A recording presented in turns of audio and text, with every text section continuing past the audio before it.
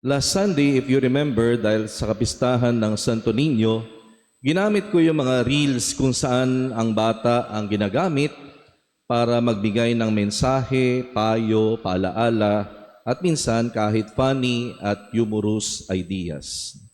Ngayon naman, ang nais kong i-share at gamitin bilang paliwanag sa nilalaman ng ating ebanghelyo sa linggong ito ay isang matandang lalaki na ang sabi ay ganito: I invited you to the table so that we could both eat.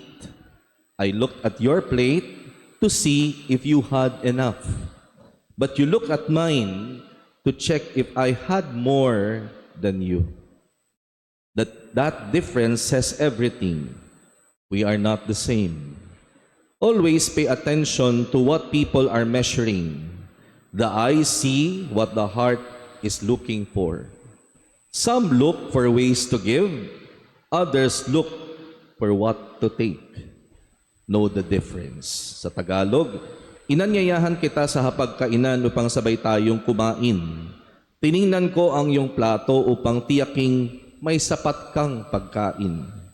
Ngunit ikaw, tiningnan mo ang aking plato upang malaman kung mas marami ang sa akin kaysa sa iyo. Iyan ang malaking pagkakaiba natin.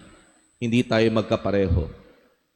Laging bigyang pansin kung ano ang sinusukat ng mga tao, sapagkat ang mga mata ay nakakakita lamang ng hinahanap ng puso. May mga taong naghahanap ng paraan upang magbigay, at mayroon ding naghahanap ng pagkakataon upang kumuha. Alamin ang pagkakaiba.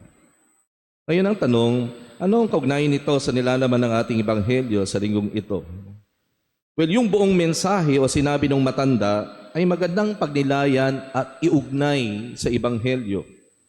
Pero kahit ang bigyan lang natin ng pansin ay ang linya na nagsasabing, always pay attention to what people are measuring. Kung ano ang sinusukat ng mga tao, it will already speak of the whole message of the old man. Dahil kung ano ang sinusukat natin, yun ang tunay nating pinahalagahan. Sabi nga ni Jesus sa isang ebanghelyo, For where your treasure is, there also will your heart be. Ibig sabihin, kung ano ang madalas nating binibilang, iniintindi, pinoproblema at pinaglalaanan ng oras, doon talaga nakatuon ang ating puso. Kaya nga, let's pay attention to what people are measuring. Because what people measure and value is what they will focus on. And that focus will determine their actions. Sa kwento, yung isa, ang sinusukat ay, may sapat ba siya? Yung isa. No? At yung isa naman, mas marami ba ang sa kanya kaysa sa akin? No? At dahil magkaiba ang focus, kaya magkaiba din ang action. Yung isa, iniisip kung paano makapagbibigay. Yung isa, iniisip kung ano ang makukuha. Depende talaga sa sinusukat at pinapahalagan ng tao.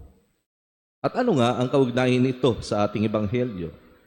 Sa ebanghelyo, nasaksihan natin ang pagsisimula ng public ministry ni Jesus at ang pagtawag niya sa kanyang mga unang alagad. At sa bisa ng ating binyag, tayong lahat ay tinatawag na maging alagad din ng ating Panginoon. Christ's ministry is also our ministry. Christ's mission is also our mission. However, we can never be good disciples nor do good in our ministry and mission if we measure everything only for ourselves. Ulitin ko, we can never be good disciples nor do good in our mission and ministry if we measure everything only for ourselves. At makikita natin na sa sinabi ng matanda, ang bunga ng taong ang sukatan ng lahat ay sarili lamang. At ano ang bunga?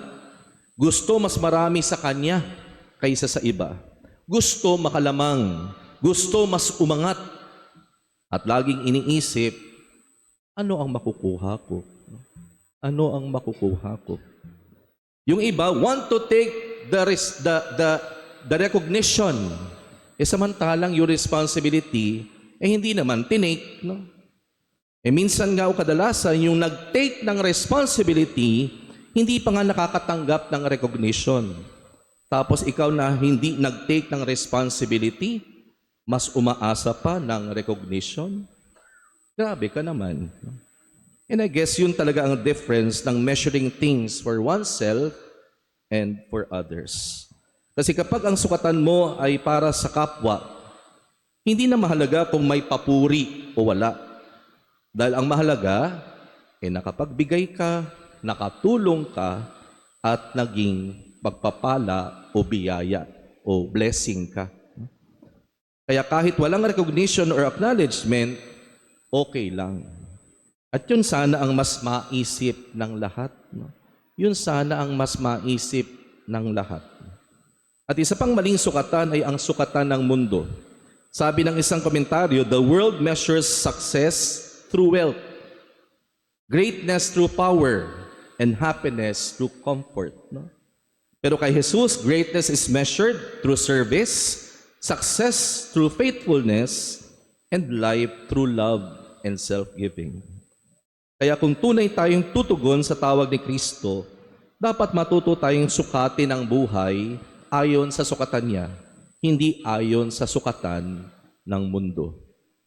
At kaugnay naman ng salita ng Diyos, hindi lang dahil sa linggong ito, we celebrate the National Bible Sunday, kundi dahil bahagi ng ating misyon na sinabi sa ating ebanghelyo ay ipangaral ang mabuting balita.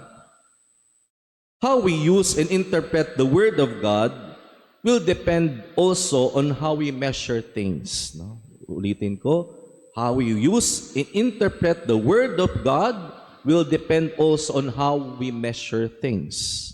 Unfortunately, basta papabor sa iyo, sa kaalyado o kinakampihan mo, gagamitin mo ang salita ng Diyos na awa, patawad, at love. No?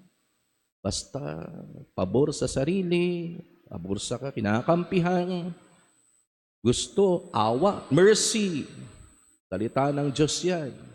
Forgiveness, love. Magmahalan tayo. Samantalang doon sa kinawawa, binudol, niloko, sinaktan o ginawa ng masama, hindi mo naisip maawa. Wala kang patawad. And obviously, no trace of love. Nasaan ang salita ng Diyos doon? And please, salita ng Diyos ito, huwag nating gamitin para sa sariling kapakinabangan, lalo na para sa layunin ng masama. Salita ng Diyos ito, huwag nating gamitin para sa pansariling kapakinabangan, lalo na para sa layunin ng masama. Mga kapatid, ang hamon ng ating ebanghelyo sa ating ngayon, malinaw. Ano ba ang sinusukat ng aking puso? Ang sarili ko ba o ang kapakanan ng iba? Dahil sa huli, hindi tayo huhusgahan ng Diyos batay sa kung gaano karami ang naipon natin, kundi kung gaano karami ang naibigay natin. Hindi kung gaano karami ang ating natanggap, kundi kung gaano karami ang ating naibahagi.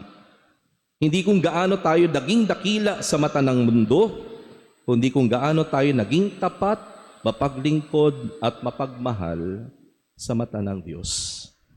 Kaya habang tinatawag o patuloy tayong tinatawag ni Jesus na sumunod sa Kanya, sukatin natin ang buhay ayon sa sukatan niya upang tayo maging at masabing tunay na mga alagad ng ating Panginoon.